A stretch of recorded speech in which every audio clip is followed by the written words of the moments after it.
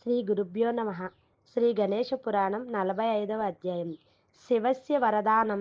ఈ కథని అంతటినీ శ్రద్ధగా వింటున్న సత్యవతీ నందనుడు ఇలా అడిగాడు: ఓ చతురానన, సర్వజనుల విఘ్నాల అంధకారాన్ని పారద్రోలే ఆ విఘ్నకరుడనే సూర్యుడు, ఆ భక్తవత్సలుడు ప్రత్యక్షమై శంభునికి ఏ వరాలను ప్రసాదించాడు? శివుడే మేం వరాలను అర్థించాడు. ఆ వివరం చెప్పవలసింది అన్న ఈ మాటలకు బ్రహ్మ ఇలా చెప్పసాగాడు: భక్తవత్సలుడైన గజవదనుడు చెప్పిన అనుగ్రహ వచనాలకు శివుడిలా ప్రత్యుత్తరమిచ్చాడు: ఓ గజానన, నిన్ను దర్శించటం చేతనే నా 10 నేత్రాలు ధన్యత చెందాయి. పరమ పావనములైన నీ పాదార విందాలకు ప్రణమిల్లడంతో నా 5 శిరస్సులు ధన్యత చెందాయి. నిన్ను స్తుతించటం చేత నా జిహ్వ కూడా ధన్యమైంది.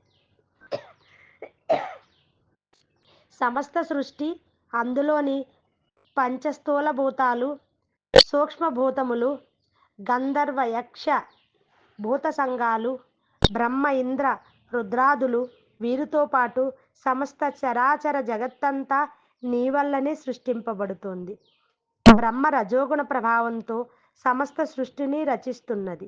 సత్యగుణం ఉద్దీపించగా సృష్టికర్తగా జగద్రక్షణ భారం వహిస్తున్నది. చివరికి అంత్యములో తమ స్వరూపుడవై రుద్రుని అంశగా యావత్ సృష్టిని లయం చేస్తున్నది. అద్భుతమైన నీ లీలా విభూతే తప్ప అన్యమేమీ కాదు. వాస్తవానికి నీవు గుణాతీతుడు, ఎట్టి కోరికలు లేనివాడివి. సాక్షి స్వరూపుడవై సకల జీవులలోనూ అంతర్యామివై ప్రవర్ధిల్లుతావు. సకల మంత్రాలకు ముందుగా నీ స్వరూపమైన ప్రణవమే ఉచ్చరింపబడునుగాక. ఏ కారణం వల్ల నీవు సకల గణములకు అధిపతివో ఆ కారణం చేతనే నీవు గణేశుడు అని ప్రసిద్ధుడు అవుదువుగాక.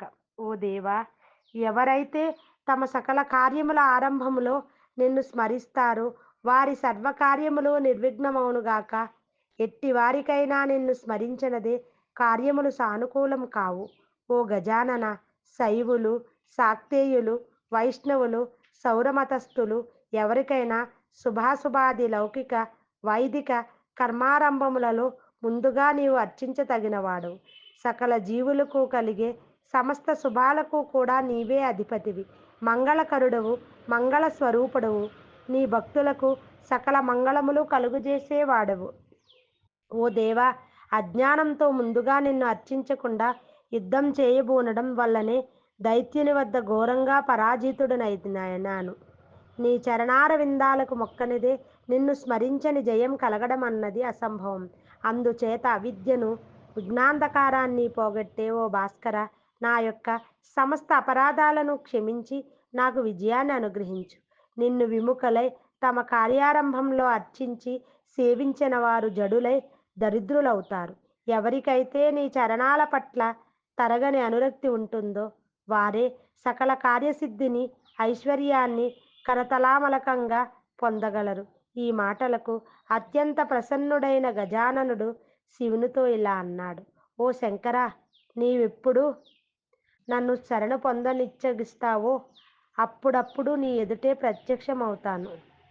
నీకు నామబీజంతో అభిమంత్రించి ఇప్పుడొక బాణాన్ని ప్రసాదిస్తాను అంటూ తన సహస్రనామాలను ప్రణతుడైన శివునికి ఉపదేశించాడు. దీన్ని యుద్ధకాలంలో పఠించడం వల్ల దైత్యులందరినీ అనాయాసంగా వధించగలవు. త్రిసంధ్యలలోనూ దీన్ని పఠించడం వల్ల మానవులకు సర్వాభీష్టములు సిద్ధిస్తాయి అన్న గణేశుని అనుగ్రహ వచనాలను విన్న శివుడు పరమానంద భరితుడైనాడు. అప్పుడు శివుడు ఒక గణేశ మహాప్రసాదాన్ని నిర్మించి సకల దేవతలకు, మునిసిద్ధ సంఘాలను తన దాన ధర్మాలతో తృప్తిపరిచాడు. భూసురులైన బ్రాహ్మణులకు అనేక భూరిదానాలను చేసి తిరిగి వరద గణేశుని పూజించి, ఓ దేవతలారా, ఇది మణిపురమన్న పేరుతో విఖ్యాతి చెందుగాక అంటూ అనుగ్రహ వచనాలను పలికి సమస్త దేవతలు, శంకరుడు కూడా వినాయకునితో అంతర్హితులైనారు. ఆ తరువాత శంకరుడు కైలాసానికి వెళ్ళి యక్ష గంధర్వ సమూహాలతోనూ దేవతాంగనల మధ్యన ఉన్న పార్వతికి ఈ విశేషాలన్నిటినీ వివరించాడు.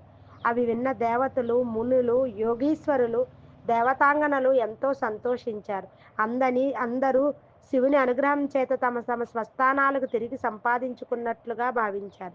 ఇది శ్రీ గణేష పురాణం ఉపాసనాఖండంలోని శివస్య వరదానం అనే 45వ అధ్యాయం సంపూర్ణం.